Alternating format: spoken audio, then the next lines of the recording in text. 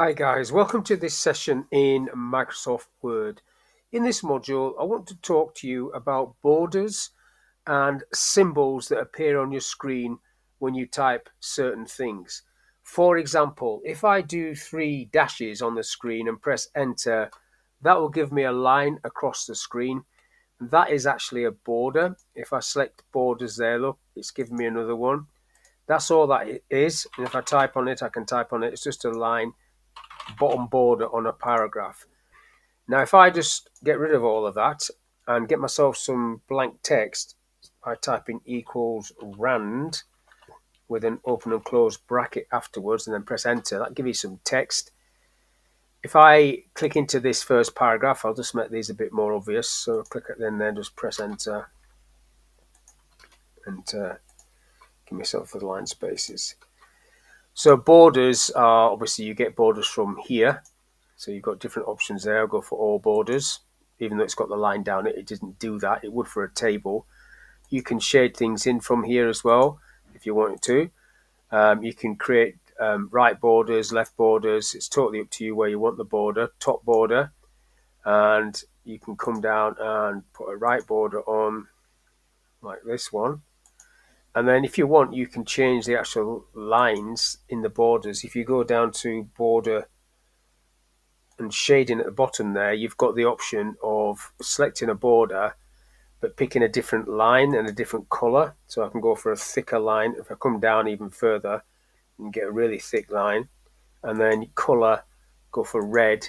Now I've got the whole thing on there, but I can knock these off like that. So I've got a right border and it's on the paragraph. You've got other options in there to change that. If you don't want it, you can have it away from the border. If I'm on the right there, so it's 4 points. So it's moving the text in off the border. I'll click OK to that, and I'll click OK again.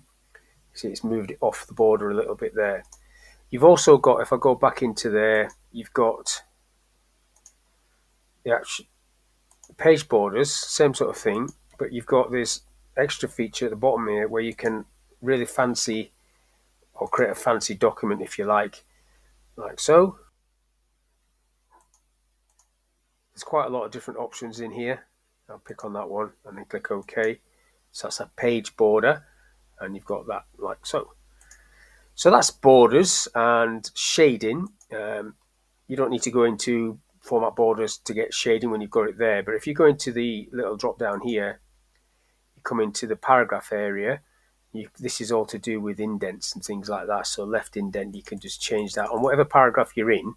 That will change the indent. You can do first line indent like so. You can do line spaces like so. You can have spaces before and spaces afterwards if you want, and that you applies it to it. Whichever paragraph you're in, that's where it applies it. So there's your first line indent. You can see the indent markers on the ruler.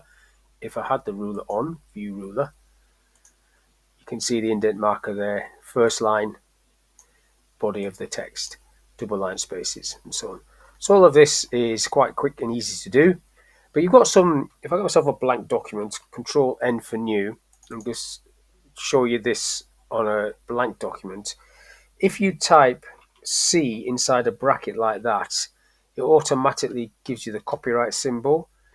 If you do TM and press enter, it gives you the trademark symbol. Now, if you hover over these, you can actually click on this little symbol there, which gives you the option to undo the autocorrect that's going on there.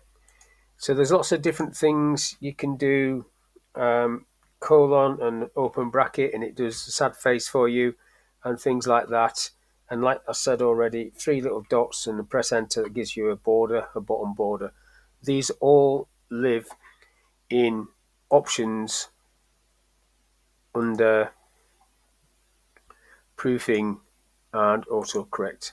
So these are what you're going to get there. Look, so the letter E is going to give you a euro and so on and so on. And if you come down, you can see what these are going to do, and you're getting like a little preview there. If you do these symbols on the screen, they're going to give you whatever appears on the right there. So quite a few. And you can add your own when you come to the text, obviously, but you can add your own symbols and things like that, your own sort of autocorrect options, and have them running in here. For example, I've got Bradford in here because I quite often type Bradford, so I've got it correct into Bradford and things like that. That's how you do that. So I'll click OK to that, OK to that, back to this. So basically that's all I want to talk about in this little video, how you can put borders and shading on, and how you can quickly get different symbols on the screen depending on what you type and what's set up in autocorrect options. So hopefully this little video is of use. Thank you for your time, and I'll catch you on the next one.